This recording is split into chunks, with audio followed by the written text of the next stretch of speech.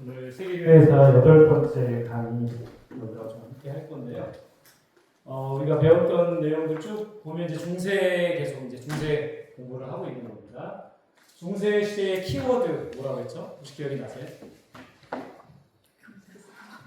공건제도.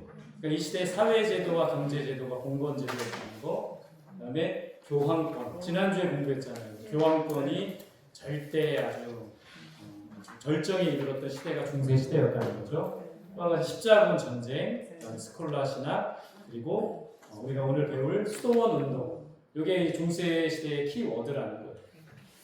이 수도원 운동이 형성된 이 운동을 하게 된 배경이 있어요. 지난주에 배웠지만 교황권이 절대적으로 아주 그냥 절대 권력이 되니까 어떤 현상이 있습니까?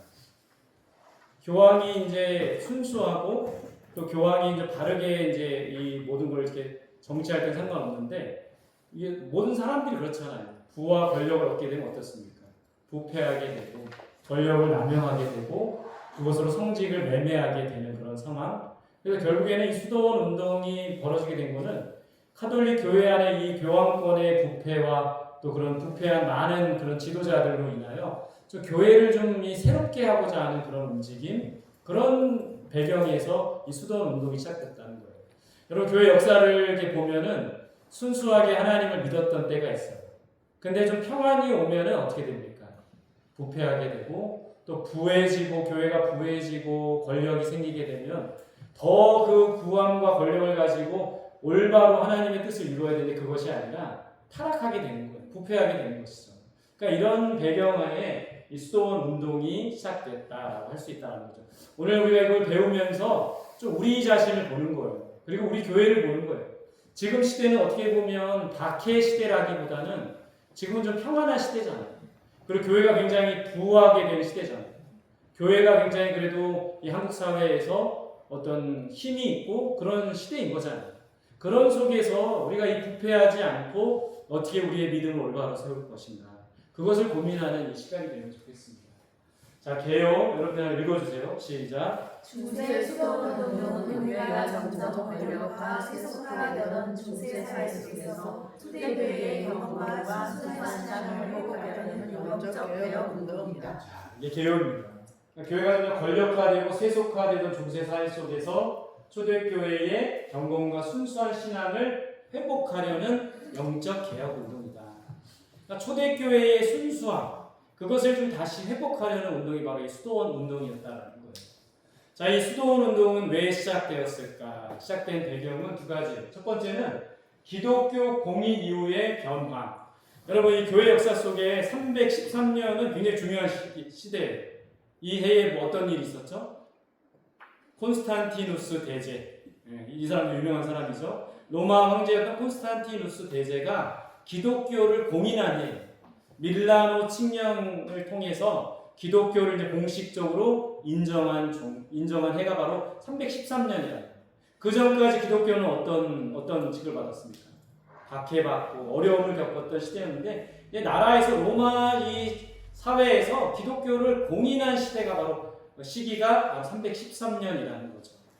근데 여러분 이 기독교 이 콘스탄티누스 아버지와 콘스탄티누스의 이렇게 그 벽화 이런 모습인데 콘스탄티누스 로마의 황제였던 콘스탄티누스가 어떻게 기독교를 공인했을까요?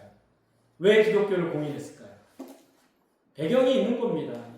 사실 이 콘스탄티누스의 어머니가 독실한 그런 기독교 신자였던 거예요. 헬레나라는 이 여인이 이게 영향이 있었던 거예요. 그리고 오랫동안 기도했겠죠. 아들의 어떤 구원과 아들의 믿음을 위해서. 그러다가 밀비우스 다리 전투 때 십자가 환상을 보는 거예요. 콘스탄티누스 대제가. 그리고 개종을 하게 된 거예요. 그때 당시에 많은 사람들이 로마 황제 또 로마 종교를 믿었지만 이제 개종을 하게 된 사건이 있었어요. 그로 인하여 이제 이 기독교를 공인하게 된 그런 배경이 되었다라는 거예요. 제가 이 빨간 글씨로 해놓은 이유는 뭐냐면 누구의 영향이 컸던 거예요? 어머니 헬레나의 영향이 컸던 거죠. 여러분 여기 다 어머니시잖아요. 그렇죠? 우리의 영향력이 자녀들에게까지 미쳐진 거예요. 우리 자녀들 보면서 왜 예배생활 제대로 못하나, 왜 기도생활 제대로 못하나 하지만 그게 우리의 책임이 있다라는 거죠. 어머니의 영향. 여러분 초기 기독교의 유명한 신학자 중에 어거스틴이라는 사람 알고 있죠? 어거스틴의 참회록이 유명하잖아요.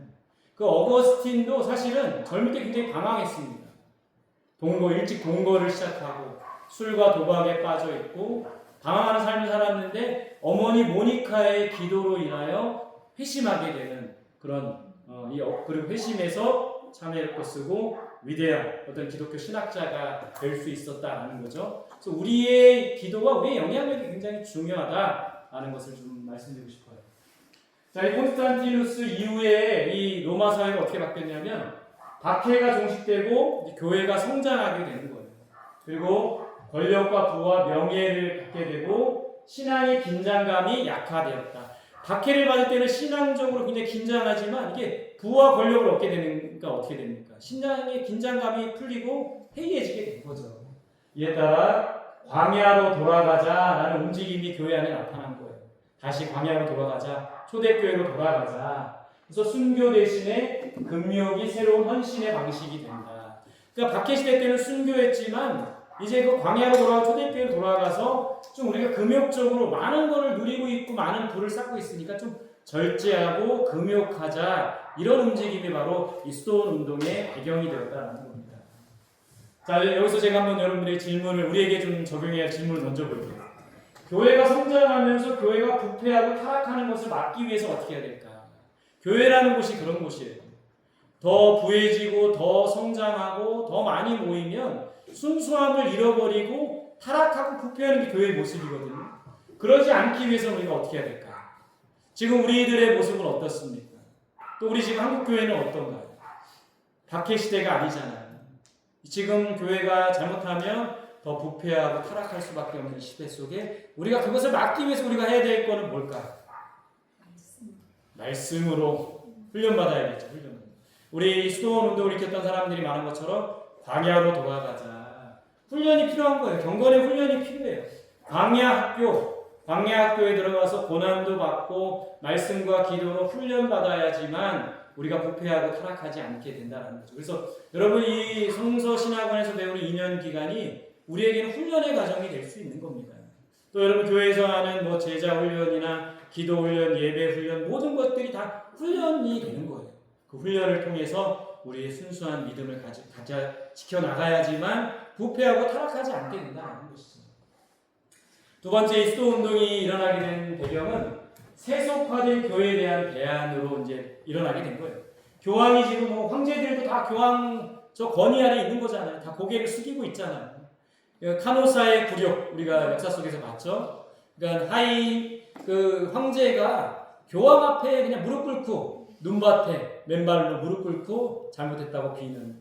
그러니까 이런 속에서 세속화된 교회의 대안으로 수도 운동이 일어나게 됐다는 것이죠. 교회의 직분이 권력화되고 성직 매매 그리고 도덕적으로 해이해지고 교황권이 최고조에 이르러 권력 남용이 생기게 됩니다. 수도원은 교회 아래 교회, 내적 개혁의 공간이 되었다라는 것이죠. 자, 이제 중세 수도원 운동이 어떻게 전개가 되었냐면 초기 수도원은 은둔에서 공동체로 바뀌었다. 이렇게 그림처럼 공동체 생활을 했어요. 사실은 이 초기 수도원을 만든 사람, 초기 수도원의 시초가 된 사람은 안토니우스라는 사람이에요. 은둔자 안토니우스. 이 사람은 사막에 은둔하면서 이 수도원을 시작을 했어요. 근데 이것이 점점 공동생활 수도원으로 바뀌게 된 겁니다. 개인 경건이 공동체 경건으로 전환하게 됐고요.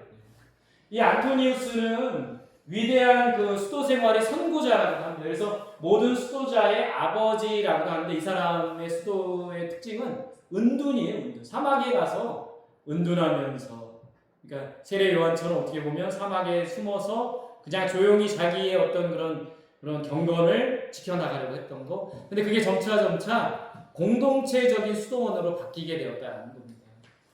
두 번째 이 전개는 베네딕투 수도회, 6세기 베네딕투 수도회. 이 수도회가 왜 중요하냐면요, 이 수도원 내부의 모습인데 중세 수도원의 기준을 세운 수도회예요. 그러니까 베네딕투스 규칙을 만들었어요. 규칙서를 만든 거예요. 그래서 이 수도원에는 이런 규칙을 따라야 된다. 규칙서를 이 베네딕투스 수도회에서 만든 거예요.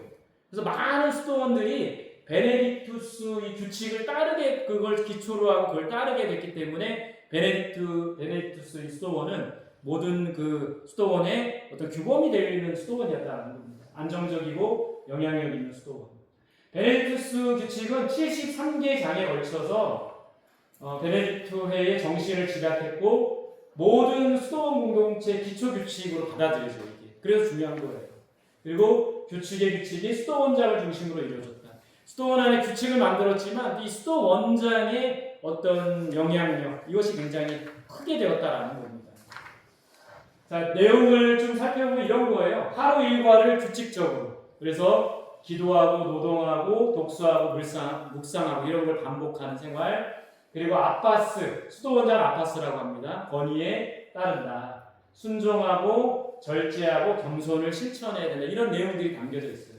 그리고 공동체가 자기 개인을 사유화를 하지 않고 모든 것을 공유한다. 이런 내용의 규칙서를 만들었다는 겁니다. 여러분 혹시 우리 뭐 수도원이 아니지만 이런 데 가본 적 있으십니까?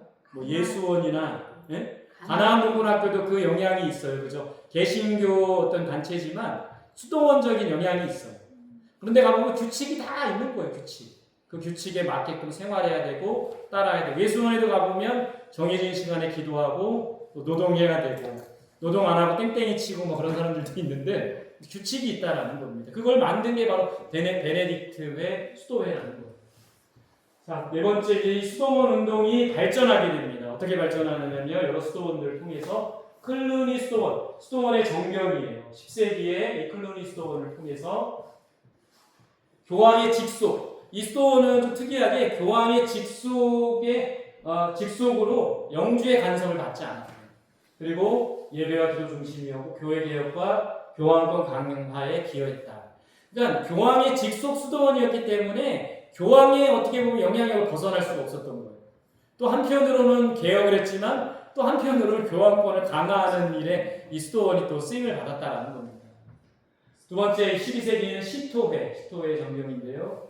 베네딕투스 규칙으로 복귀하려고 했고 노동과 단순성을 강조하고 대표적인 인물이 베르나르두스라는 사람인데 이 사람은 한편으로는 수도개혁을 일으킨 성인이기도 하지만 또 한편으로는 현실 정치가였어요. 왜냐하면 이분이 강론하고 설교하는 내용 속에 제2차 십자군 전쟁을 독려하는 내용이 또 많았다고 합니다. 그래서 영성, 수도개혁을 일으킨 성인이기도 하지만 정치가였다. 그러니까 이게 뭐냐 하면 지금 이 중세 시대에 이 교황이 정치를 했잖아요. 종교 지도자일 뿐만 아니라.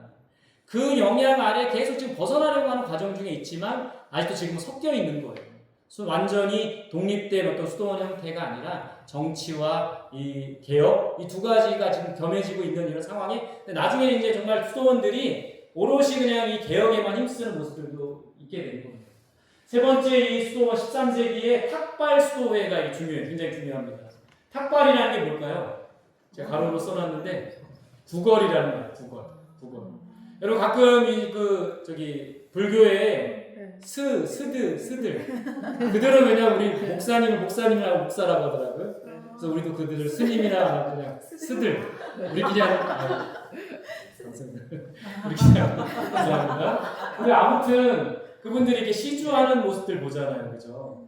마찬가지로 이 수도회 사람들은 자신들의 어떤 이런 재산을 다 처분하고 구걸하면서 청빈한 삶을 이 탁발 수도회의 기초가 되는 사람이 성 프란체스코예요. 들어보셨죠? 프란체스코의 기도 굉장히 유명하잖아요, 그죠? 근데 사실 이 프란체스코는 굉장히 부유한 집 자녀였대요.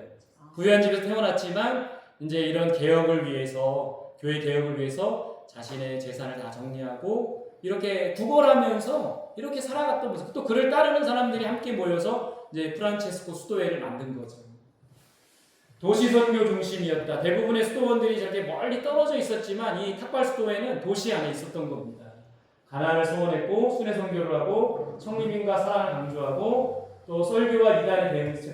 이 탁발 수도회는 두 개의 또 수도원으로 나눠져요. 첫 번째는 프란치스코 수도회. 이들은 청빈, 겸손, 사랑을 강조하고 프란치스코의 정신처럼 가난한 이들과 함께 그런 청빈한 삶을 살아가는 거. 이런 게 핵심이라면 도미니크 수도회는 조금 성격이 달라요.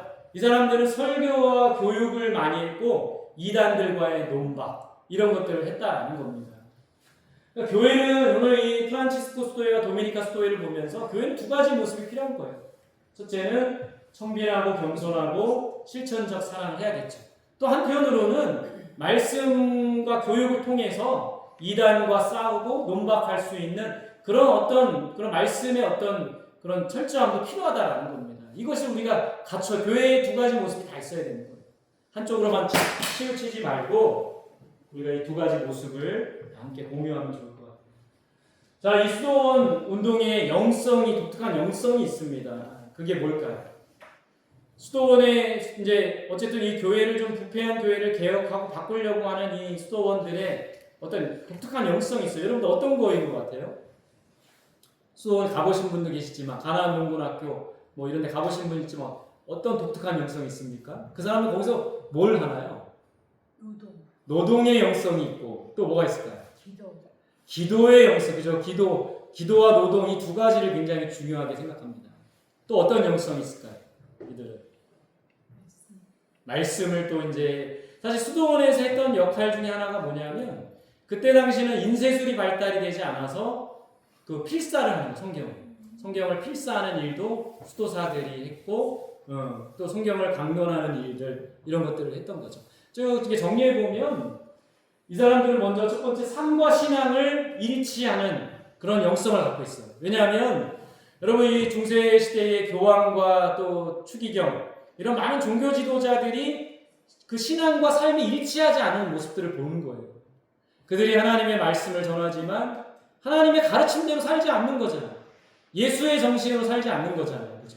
그들이 예수의 정신은 뭡니까?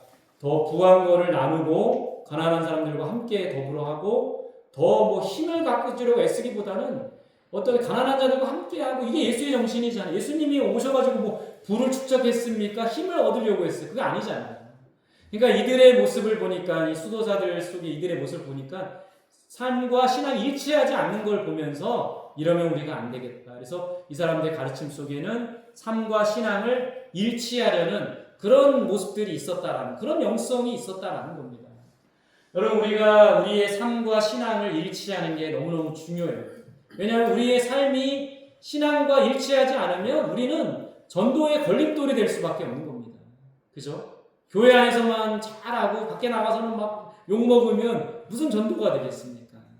그러니까 삶과 신앙을 일치했던 이 모습들도 우리에게 필요하다는 거죠. 수도원 영성 예배 시간만 거룩한 것이 아니라 먹는 거, 일하는 거, 침묵하는 거 모든 순간을 중시했습니다. 그래서 수도원은 삶 자체가 예배의 공간이었다. 여러분 우리 기독교 서적 중에 하나님의 임재 연습이라는 책이 있어요. 로렌스 형제가 쓴. 근데 이 사람들이 이 책을 어떻게 썼냐면 그 수도원에서 이제 이 사람 수도사들인데 접시를 닦으면서 설거지를 하면서 하나님의 임재를 경험하고 그러면서 이제 하나님의 임재 연습이라는 책을 썼거든요. 그러니까 이 수도사들은 예배 속에 이 공동체 생활을 하면서 삶과 신앙을 일치하려고 노력했다라는 겁니다. 그러니까 삶의 현장 가운데서도 예배를 드렸고 예배 속에서도 삶을 온전히 살아가려고 했던 모습들이 있었던 거죠. 여러분 신앙과 삶이 일치하기 위해서는 어떻게 해야 될까요? 여러분들은 삶과 신앙이 지금 일치하고 계신가요? 그렇지 않은가요? 신앙과 삶을 일치하려면 어떻게 해야 될까요? 늘 깨어 기도해야겠고요. 또 어떻게 해야 될까요?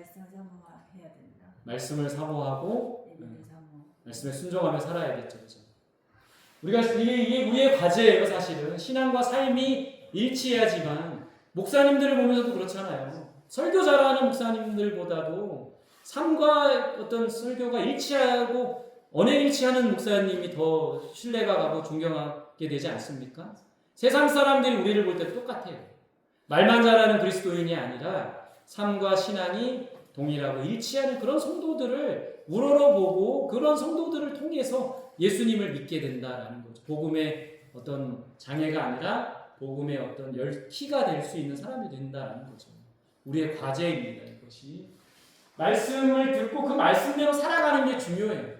많이 듣고 많이 공부하고 우리 지금처럼 많이 배우는 게 중요한 게 아니라 배운 대로 살아가는 게 중요한 거예요. 그래서 제가 역사 여러분들과 함께 나누면서 한 가지라도, 이거 다 외우려고 하지 마시고 한 가지라도 나에게 적용해보고 그것을 실천하려고 하는 것이 중요한 것이 바로 말씀을 듣고 그렇게 살아가는 것이 중요하다라는 겁니다. 저도 그렇게 하려고 하지만 애쓰지만 참 부족하고 아직은 연약하고, 그렇지만 우리 모두가 말씀을 듣고 그 말씀대로 살아가는 삶, 그럴 때 그렇게 하루하루 한 주 한 주를 살아갈 때 신앙과 삶이 일치하는 그런 삶을 살아갈 수 있게 된다는 거죠. 이들의 영성은 기도 중심의 삶이었습니다. 그러니까 뭐 이 수도원 그 환경 자체가 뭐 다른 걸 할 수 있는 환경이 아니잖아요. 그래서 노동하고 기도하고 시간을 정해놓고, 제가 수년 전에 예수원이라는 데 가보니까 이게 그 성공회 물론 수도원이지만 아침과 점심과 저녁 3번씩 기도하고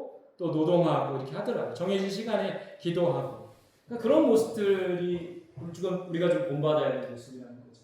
정해진 기도 시간이 있었고 공동체 기도를 하고 교회 전체의 기도의 시간에 개인의 감정을 중시한 것이 아니라 교회 전체의 기도에 자신을 맞추는 영성이, 이게 중요해요. 그러니까 기도를 내가 막 방언받았다고 은사받았다고 내가 막 하는 게 아니라 공동체 질서 안에서 나를 맞추는 그런 기도를 했다라는 거죠. 여러분들에게 정해진 기도 시간이 있으십니까? 우리 교회에는, 우리 공동체는 함께 기도하는 시간이 있나요? 여러분은 언제 기도하십니까? 네? 차 안에서도 기도하고 새벽 기도도 하시고 저녁 기도도 하시고. 우리 한국교회에 새벽 기도 누가 만들었나? 예수님이 시작하셨잖아요. 그죠? 근데 이 새벽 기도가, 저는 이 새벽 기도의 영성이 정말 우리 한국교회에 정말 귀한 이 영성이라는 생각들이 들어요. 저도 사실은 새벽에 아니면 다른 시간에 기도할 시간이 없더라고요. 교회를 개척하고 지금까지 이제 8년째인데 감사하게도 이 새벽 기도가 끊어지지 않았어요. 그러니까 한 사람이라도 누군가 꼭 나와가지고, 저 혼자 있으면 하다가 제가 열심히 하겠습니다 하다가 안 했을 텐데 꼭 한 사람씩은 꼭 나오는 거예요. 그래서 지금은 돌아가셨지만 90세 넘으신 권사님이 저랑 둘이, 근데 권사님이 귀가 좀 어두우신데 설교를 해도 잘 못 듣들으세요. 근데도 나오시니까 책임감을 갖고 계속 8년 동안 새벽 기도가 끊어지지 않게 하셨던, 그러니까 저는 그 시간이 제가 기도할 수 있는, 성도님들은 둘째치고 제가 기도할 수 있는 시간이더라고요. 저녁 기도든 새벽 기도든 우리가 정해진 기도의 시간이 이 수도사들처럼 필요한 거죠. 또 교회 안에서 이제 함께 중보 기도하는 그런 모임들, 그러니까 여러분들이 교회 안에서 이제 이런 기도 모임들, 기도 운동들이 벌어질 수 있도록 하는 거, 그것도 우리가 이 교회를 개혁하고 회복할 수 있는 또 하나의 방법이라는 생각이 듭니다. 자, 세 번째는 말씀 묵상. 우리는 보통 말씀 묵상하면 큐티 생각하잖아요, 그죠? 근데 이 사람들은, 수도사들은 렉치오 디비나라는 이런 말을 썼어요. 그래서 여기 보면 먼저 읽습니다. 성경을 읽고 그다음에 묵상을 해요. 마음에 이제 다가오는 말씀을 묵상을 합니다. 그리고 기도를 해요. 그다음에 관조라고 되어 있는데 또 다른 말로 하면 관상이라고 해요. 관상이라는 말은, 묵상은 여러분 이게 생각하면서 하는 기도라면 관상은 바라보는 기도라고 해요. 볼관이거든요. 그래서 성경을 공부하기보다는 묵상을 했고, 묵상 순서를 읽고 묵상하고 기도하고 관상. 그래서 말씀을 머리가 아니라 삶으로 받아들이는 이런 훈련들을 했다라는 겁니다. 이 수도사들이 했던 관상기도, 묵상은 하나님을 찾아가는 과정이라면 관상은 이미 만난 하나님 안에서 휴식하고 교제하는 단계다. 여러분, 관상기도라는 말을 잘 우리에게는 좀 익숙하지 않잖아요, 그죠? 근데 수도사들은 관상기도, 묵상은 하나님을 찾아가는 과정이라면 관상은 하나님 안에서 교제하고 누리는 그런. 그러니까 이 수도사들의 이 기도는 사실은 굉장히 깊이 있는 기도였고, 여러분 그 깊이 있는 기도를 하기 위해서는 시간도 좀 여유 있는 그 기도의 시간이 필요한 거예요. 근데 지금 우리의 기도의 모습은 어떻습니까? 기도의 모습은 어때요? 너무 좀 얕은 기도 아닌가요? 그죠? 새벽에 저도 기도하지만 피곤하니까 10분, 20분, 그것도 못 하시는 분도 계시지만 깊이 있는 기도는 못 해요. 그러니까 우리가 좀 기도라는 것은 좀 하나님 앞에 머물러 있고 깊이 교제하고, 그러면 1시간, 2시간 후딱 가야 되는데 우리는 막 10분, 20분 막 바쁘니까는 빨리 새벽 기도하고 가서 또 밥 차려주고 출근해야 되고 막 바쁘니까 깊이 있는 기도를 못 하고 있다는 것이죠. 또 사실은 기도는 우리가 막 말을 많이 하는 게 중요한 게 아니라 들어야 돼요. 하나님의 어떤 뜻을, 음성을 듣고 그분 안에서 좀 머물러 있어. 그러려면 시간이 또 1시간, 2시간이 필요한 건데 우리는 너무 바쁜 시대를 살아가고 있어서 너무 그냥 짧은 기도 그리고 너무 얕은 기도를 하고 있는 것은 아닌지 한번 생각해 봐야 된다는 것이죠. 어떠세요, 여러분들도? 공감하지 않으십니까? 그래서 우리가 좀 더 깊은 기도, 오늘 이 수도원의 그 영성, 이 사람들의 영성처럼 좀 깊이 있는 기도, 하나님 앞에 좀 머무는 기도, 또 듣는 기도, 우리 대부분 기도하는, 저와 여러분들이 기도하는 내용을 보면 이제 새벽 기도를 나왔어요. 설교를 짧게 하시고 듣고 막 기도합니다. 10분, 20분 동안 막 뭘 달라고 막 기도해요. 그리고 하나님 안녕히 계세요. 그리고 가는 기도, 그런 기도 많이 하잖아요. 근데 사실은 많이 말하기보다는 들어야 돼요. 그래서 듣고 머물러야 돼요. 하나님과 깊이 교제하는 기도를 해야 되는데 그게 또 우리에게는 좀 많이 부족하다라는 생각을 해보게 됩니다. 네 번째, 이분들의 영성은 노동의 영성이었어요. 이분들은 노동을 어떻게 생각했냐면 일하고 기도하라고 가르쳤습니다. 노동은 벌이 아니라 은혜다 이렇게 가르쳤어요. 그리고 노동을 통해 교만과 나태를 다스려야 된다. 사람이 이제 몸을 낮춰서 일하면 나태하지 않게 되고 또 교만하지 않게 되고 이걸 다스려야 된다라고 생각을 한 겁니다. 여러분, 개신교에는 노동의 영성이 있을까요? 우리는 그렇게 노동을 강조하진 않죠. 성경에 나오는데 네? 일하지 않는데 먹지 말라고. 네, 나오네요. 그런 구절들이 좀 있어요. 근데 뭐 그거를 우리 기독교 목사님들이나 이런 분들이 강조는 많이 안 하시잖아요. 하지 말라 그래요. 그리고 우리가 뭐 이렇게 정기적으로 있을 수도사들처럼 막 무슨 뭐 노동, 공동노동, 공동생활을 하는 게 아니니까. 그럼 우리 기독교에는, 개신교에는 노동의 영성이 없는 겁니까? 우리 개신교는 노동을 어떻게 생각하는 걸까요? 천시하나요? 귀하게 여깁니까? 여러분, 카톨릭은 이 노동의 영성이라는 게 있지만 사실 우리 개신교는 신앙의 특정 공간이 아니라 일상 전체로 확장을 했습니다. 그래서 노동을 수도원 규칙이 아니라 삶 전체로 확장했다라고 보면 되는 거예요. 또 한 가지 뭐냐면 개신교에서 가장 중요한 개념은 소명이에요. 소명. 우리 각자가 소명을 받았다라는 거예요. 성직자만 거룩한 것이 아니라 농부와 상인과 장인 모든 직업이 하나님께서 맡기신 소명이다. 우리는 이런 관점에서 노동을 바라봐야 된다는 겁니다. 그래서 하나님이 우리에게 맡겨진 소명, 목회자만이 소명을 받은 게 아니라 농사짓는 분들은 그들의 삶의 또 농사를 통해서 그들의 소명이 있고 장사하는 분들은 그들의 또 그걸 통해서 직업을 통한 소명이 있다라는 거죠. 그래서 우리의 어떤 개신교, 우리 노동관, 뭐 또 일에 대한 생각은 이런 생각을 갖고 있다라는 거죠. 소명이 중요하다라는 것이죠. 또 이분들은 침묵과 절제의 영성이 있었어요. 여러분, 우리 개신교는 사실은 좀 시끄러워요. 그죠? 교회에 이렇게 가면 시끌벅적하잖아요. 그죠? 그게 나쁘지는 않아요. 그리고 어떤 뭐 소그룹 같은 데 모여도 뭐 시끌벅적, 구역 모여도 시끌벅적하고 여전도에 모여도 막 시끌벅적하고 막 그렇잖아요. 그죠? 그게 나쁘지는 않지만 근데 때로는 우리가 침묵할 때도 필요하다라는 거예요. 그 이유는 뭐냐면 이 사람들은 불필요한 말을 절제했고 외부 자극을 차단하고 자기 성찰할 수 있는 그런 시간과 공간을 확보했어요. 그리고 침묵은 파란 글씨 한번 여러분 읽어주세요. 시작. 침묵은 하나님의 영성을 듣기 위한 준비이다. 그렇게 생각하는 거예요. 그러니까 우리가 교회 안에 와서 많이 말하고 떠들고 이런 것도 그러니까 뭐 교제해야 되니까 그런 것도 필요하지만 사실은 조용히 어떨 때로는 침묵하면서 하나님의 음성을 들을 필요도 있다라는 거죠. 그죠? 그러니까 우리가 그런 하나님의 음성을 듣는 그런 시간과 공간 이것도 좀 확보할 필요가 있다라는 겁니다. 7번째로 여기는 공동체 영성이었습니다. 공동체 영성. 그러니까 은둔자 안토니우스가 은둔 생활을 이제 시작을 했지만 공동체를 이루어서 이렇게 공동체 영성, 함께 더불어 먹고 마시고 노동하고 기도하는 공동체 영성을 가졌어요. 개인 구원보다 공동의 삶을 강조했고요. 약한 자를 돌보게 했다라는 거죠. 그리고 공동생활하다 보면 집에서도 가정에서도 자녀들하고 또 남편들하고 갈등이 있잖아요. 그죠? 근데 이 공동생활, 우리 남인 사람들이 또 모여서 생활하면 또 얼마나 갈등이 있고 그렇겠습니까? 근데 그거를 인내로 잘 해결하고 극복하는 법들을 배우는 이런 공동체적인 영성이 있었다는 거예요. 여러분 우리 사실 기독교는 공동체 영성을 굉장히 강조합니다. 뭐 불교나 다른 종교는 그냥 나 혼자 절에 가서 그냥 기도하다가 절하다가 오면 되는 그런 건데 우리 기독교는 혼자 개인의 신앙도 있지만 공동체적인 어떤 영성이 있어요. 근데 이 두 가지를 잘해야 됩니다. 그러니까 너무 이 공동체 영성만 강조하다 보면 내 공동체 안에 내가 있으면 내가 마치 영성 있는 사람처럼 생각하는데 그건 또 아닌 거예요.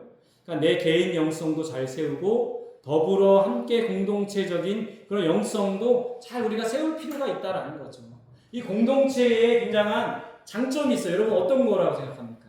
내가 모르던 걸 그 사람이 알려주는 경우가 있어요. 그러니까 내가 서로 다 아는 게 아니고 그러니까 저 사람이 모르는 걸 내가 아는 경우가 있고 저 사람이 모르는 걸 그러니까 내가 아는 경우가 있고 내가 모르는 걸 저 사람이 얘기해 줘서 알게 되는 경우가 있어요.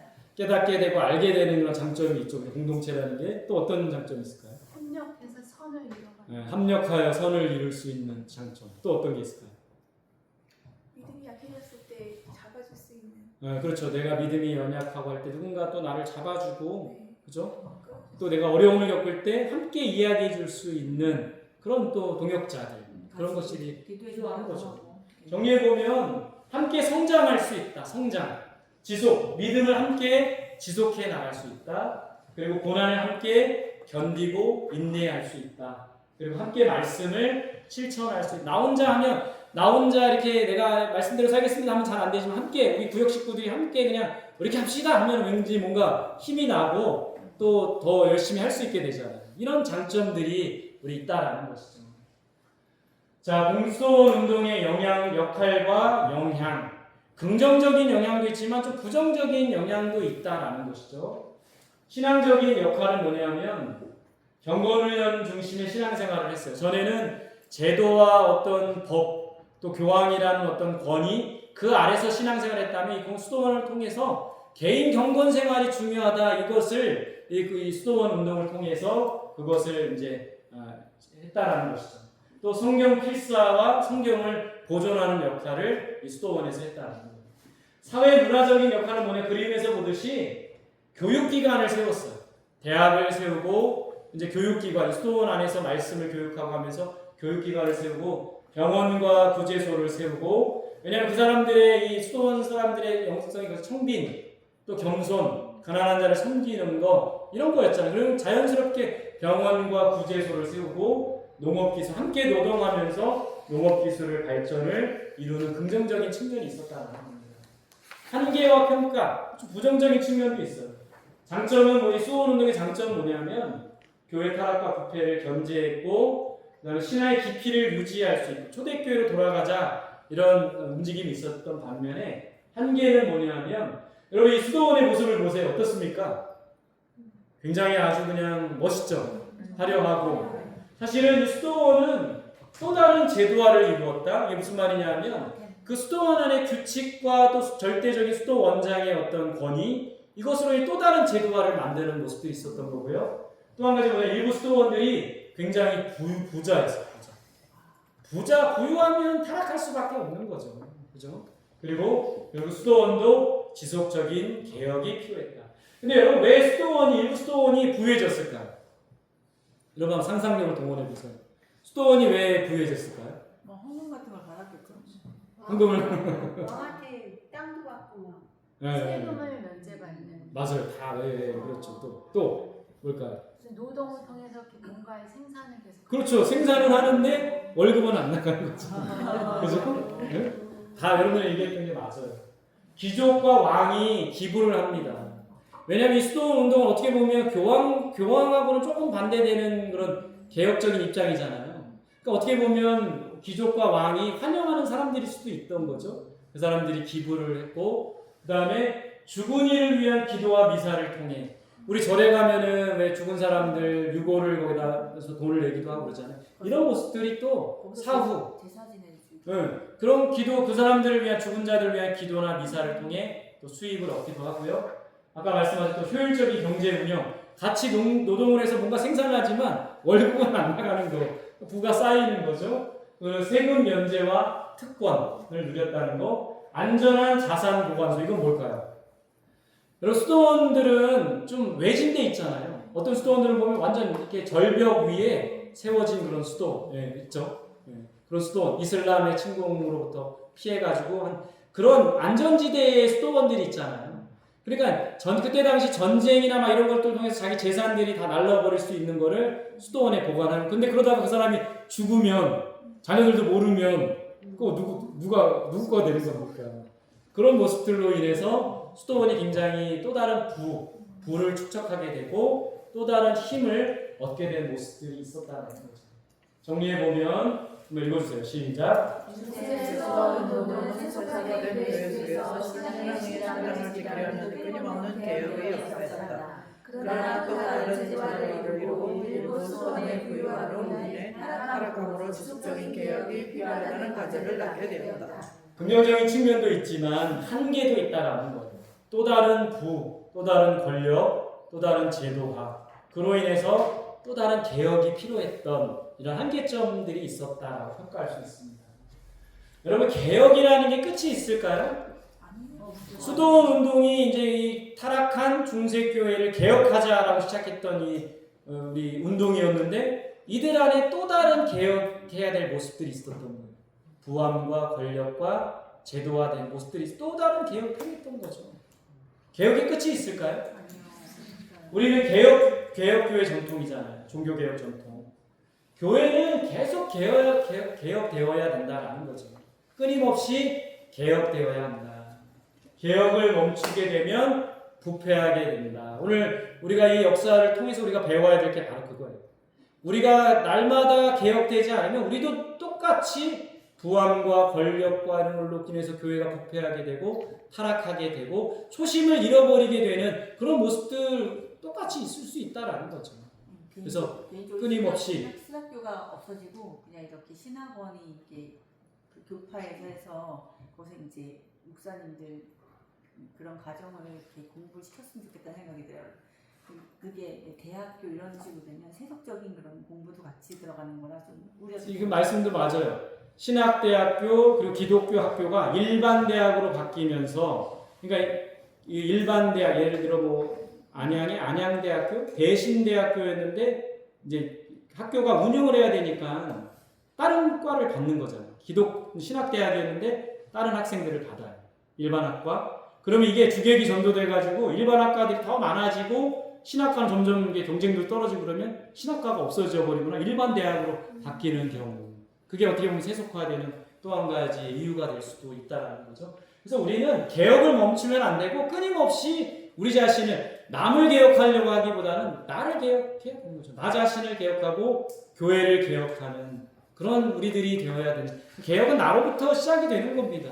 누군가를 개혁시키려고 하고 목사님을 장로님을 개혁하려기보다 내가 개혁해야 된다. 종교개혁자들의 개혁이 성공할 수 있었던 이유는 뭐냐면 누군가를 개혁하려고 하기보다는 내가 그 말씀 앞에 서보니까 이 모습이 아니라는 걸 깨닫고 내가 먼저 개혁이 시작됨으로 인해서 종교개혁이 일어나게 됐다는 걸 보면 우리 자신이 먼저 개혁되어야 된다는 것을 역사를 통해 배우게 된다는 거죠. 진정한 개혁은 뭘까요? 진정한 개혁은 어떤 겁니까? 종교개혁자들이 말했던 5대 강령 이거였어요. 첫 번째는 뭐예요? 오직 성경 안에서 개혁이 이루어요. 두 번째는 오직 믿음, 세 번째는 오직 은혜, 네 번째는 오직 그리스도, 다섯 번째는 오직 하나님께 영광. 이 종교개혁자들의 5대 강령, 우리가 이 5가지를 기억하면서 우리 오직 말씀 안에서 개혁해야 되고 오직 그리고 믿음으로 또 오직 하나님의 은혜로 오직 그리스도 중심의 개혁이 이루어져야 되는 것. 오직 하나님의 영광을 나타내는 삶. 그러니까 이 사람들이 부패하고 타락했던 게 하나님의 영광을 드러내기보다는 자신의 부요와 자신의 권세와 자신의 뭔가를 위해서 살아갔던 모습들이 있었기 때문에 부패하고 타락할 수밖에 없었다라는 걸 보면서 좀 우리는 날마다 개혁돼야 된다.